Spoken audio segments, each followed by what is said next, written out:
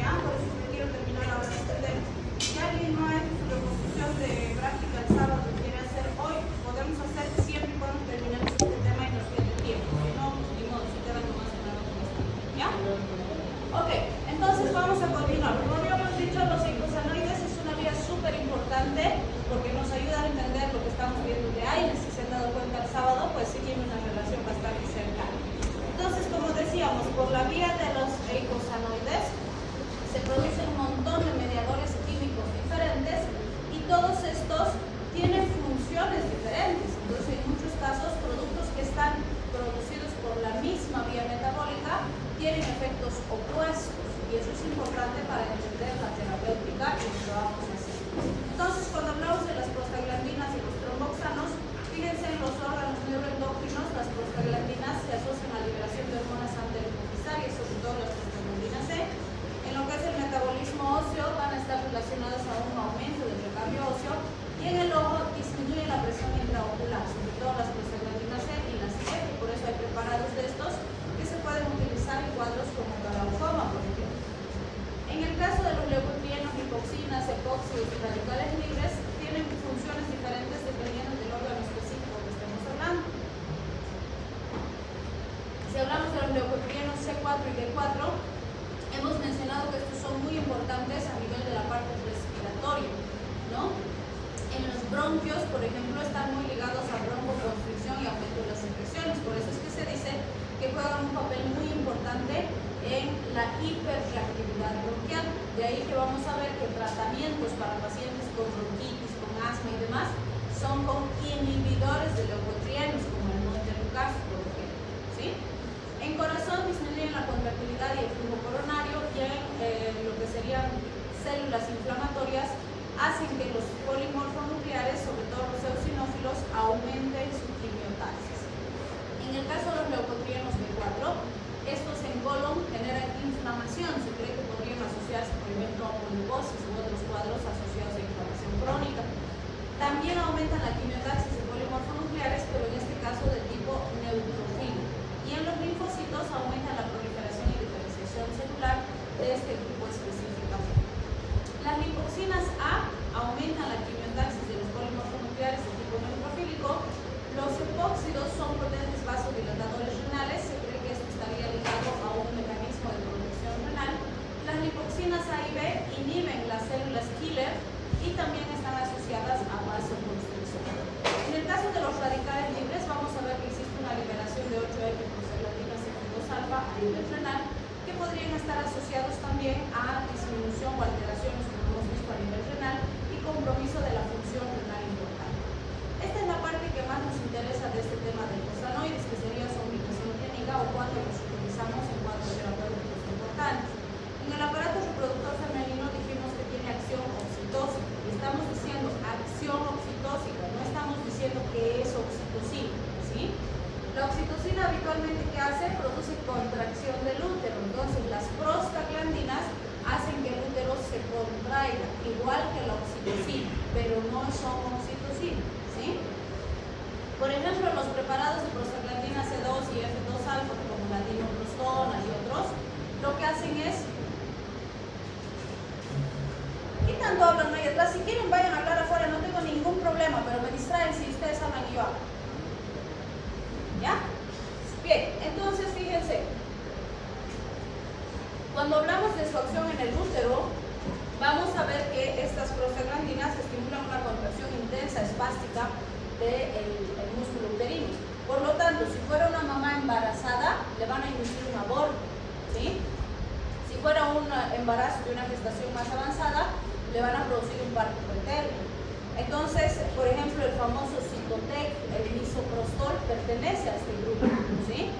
Que ese misoprostol se ha diseñado para tratar problemas gástricos, porque son conglomerados de prostaglandinas y en la mucosa gástrica hacen que se revitalice, que sanen úlceras gástricas.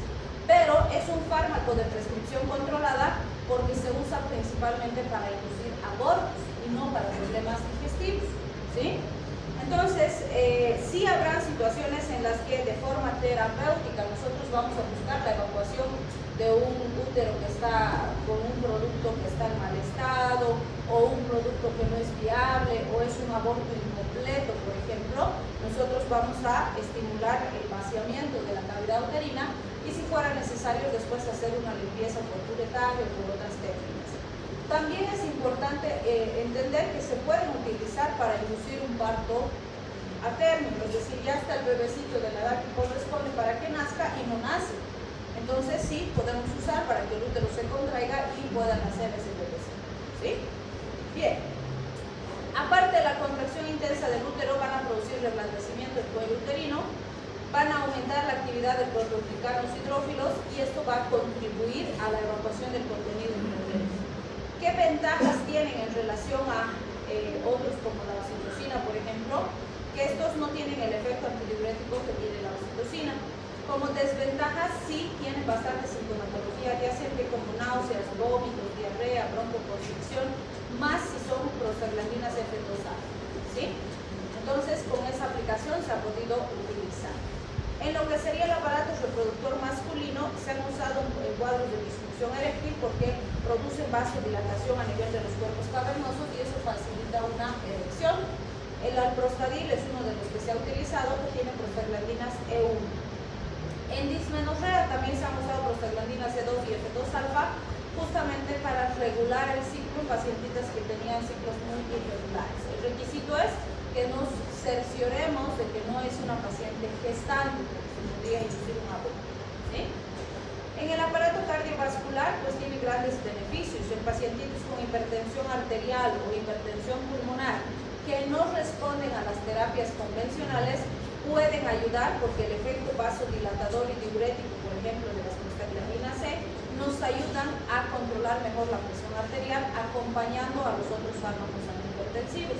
En las hipertensiones pulmonares que no responden bien y que de hecho son de respuesta más difícil, por decirlo así, con los fármacos convencionales, el epoprostenol, que es prostaciclina, ha ayudado de forma significativa a mantener presiones más apropiadas.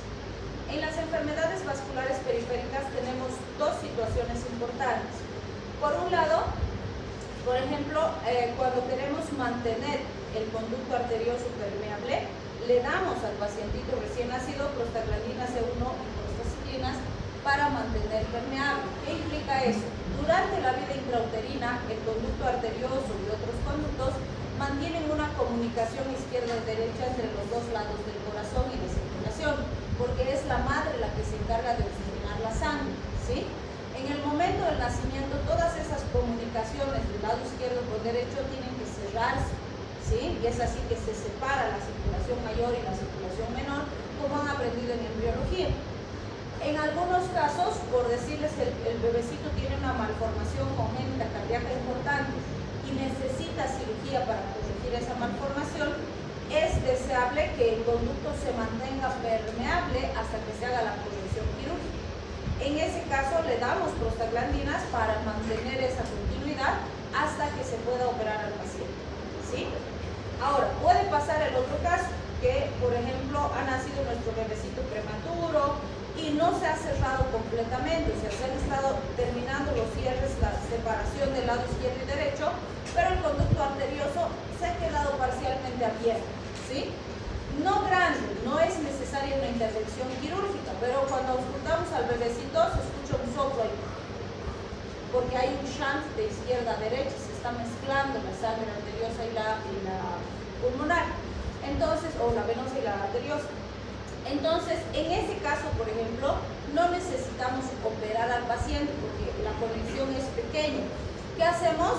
Le damos inhibidores de prostaglandinas, como ARINES, que van a bloquear la COX, y al bloquear la producción de prostaglandinas, ese conductito que está parcialmente cerrado va a terminar de cerrarse. ¿Sí? Y después de unos meses, el pacientito ya no va a tener el soplo, ya no se va a poner cianótico cuando llora, y se ha solucionado el problema sin necesidad de realizar una intervención. ¿Sí? Entonces también se puede usar de esa forma y obviamente el uso de AINES, por ejemplo, van a ver cuando veamos AINES, está contraindicado en el último trimestre del embarazo. ¿Por qué? Porque si la mamá toma AINES y el bebecito todavía está en el vientre materno, podemos inducir un cierre prematuro del conducto arterioso y eso traerle complicaciones al bebé, ¿sí? Entonces vean, las dos aplicaciones se asocian. En relación a la aplicación en sangre tenemos el efecto antitrombótico. Recuerden que la aspirina, que es el prototipo de los AINES que vamos a ver en la siguiente clase, es un antiagregante plaquetario, eso hemos visto el sábado, ¿se acuerdan? Entonces, al bloquear la COX, evita la producción de tromboxano, y si no hay tromboxano, se interrumpe la agregación plaquetaria. Cuando uso AINES, bloqueando esta vía, cuando tengo riesgo de trombosis, pacientes con cardiopatías, con varices, con antecedentes de que ya han tenido ACVs, etc., es deseable evitar la agregación plaquetaria para disminuir el riesgo de trombosis, ¿sí? Bien, en el aparato respiratorio, fíjense, ya hemos mencionado que las prostaglandinas C2 en aerosol tienen un potente efecto broncodilatador y además los inhibidores de los leucotrienos, ya sea que inhiben a la lipoxigenasa como el sileutón o que inhiben los receptores de leucotrienos como el montelukast, safilukast, disminuyen potencialmente la hiperreactividad bronquial y por eso son útiles en enfermedades respiratorias como asma, bronquitis, EPOC, etc. En el aparato gastrointestinal, aquí otra vez hablamos del famoso misoprostol. Para esto se ha diseñado el misoprostol como citoprotector gástrico, porque al ser prostaglandinas en grandes dosis hacen que revitalice la mucosa gástrica y se cierren las úlceras gástricas, ¿sí? También se ha visto que en dosis altas estas prostaglandinas pueden disminuir la producción ácida gástrica de forma similar al que lo hacen los antagonistas H2 como el grupo de la ranitidina. Entonces tienen doble beneficio. Ayudan a la revitalización y disminuyen la acidez para que sanen las úlceras. Pero como ya hemos mencionado, es un fármaco de prescripción controlada porque se usa más con fines delictivos para inducir abortos que para revitalizar la mucosa gástrica. Entonces, no es común que usemos misoprostol en ulceropatías, a no ser que las terapias habituales como inhibidores de bomba, antagonistas H2 y demás fracasen, entonces recién usados, ¿sí? Bien, si hablamos del sistema inmune, fíjense, por esta vía de los eicosanoides se está produciendo prostaglandinas, prostaciclinas, tromboxanos, interleuquinas, quimiotaxis de células inflamatorias, vale decir, todo lo que habitualmente se produce por el sistema inmune en una respuesta inflamatoria, en una respuesta inmunitaria. Entonces, ¿qué decimos? Cuando yo necesito esa respuesta inmunitaria, es totalmente benéfica, me está ayudando. Si tengo una infección bacteriana o una infección viral, mi sistema inmune está tratando de contrarrestar esa infección, de eliminar a ese microorganismo, ¿sí? Pero no siempre la respuesta inmune es buena. Por ejemplo, ¿qué hemos visto en COVID?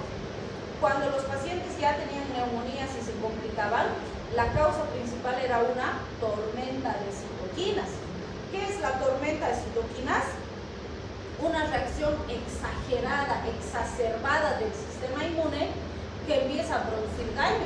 Esos pacientes ya no tenían carga viral, ya no había virus, pero ¿quién era que les producía las neumonías, los infartos, las trombosis, todas las complicaciones? Su sistema inmune que estaba reaccionando como loco, ¿sí? Entonces siempre les digo, cuando una respuesta se exacerba, es potencialmente dañina. Recuerden, siempre les digo, ¿de dónde vienen las analogías? Tormenta de citoquinas. Recuerden, si llueve, las plantitas están felices, ¿no? Porque les riega la agüita, las lava, las limpia, súper contentas. Pero si llueve como tormenta y viene con viento, con granizo y demás, las destruye a las plantitas, las rompe, las parte, les lesiona sus hojitas y demás y las lastima. En vez de ayudar, perjudica. Con el sistema inmune es igual. Cuando la respuesta es controlada, ayuda, me beneficia, me cuida, pero si es exagerada, me puede matar, ¿sí? Entonces eso nos muestra aquí, nos dice, ¿no? Cuando la inflamación es excesiva, entonces me lastima. Si tengo, por ejemplo, un paciente con un trasplante, no puedo dejar que su sistema inmune ataque al trasplante, ¿sí? Al órgano trasplantado, porque de eso depende la supervivencia del paciente. ¿Qué voy a hacer? Le voy a dar inmunosupresores, ¿sí? O por ejemplo, si tengo un paciente con una enfermedad autoinmune como la artritis, lupus, psoriasis, ¿cuál es el problema? Su sistema inmune se ha confundido y lo está destruyendo a un paciente. Entonces, ¿qué hago? Que su sistema inmune trabaje menitos. No al 100% porque lo necesito, pero necesito que trabaje menos intenso para que no destruya tan rápido. Curarlos no se puede, pero controlar su enfermedad para que progrese lentito, sí se puede. ¿Sí? Bien, y el glaucoma también puede utilizar, por lo que dijimos, estos compuestos lo que van a hacer es disminuir la presión intraocular. ¿Sí? Bien.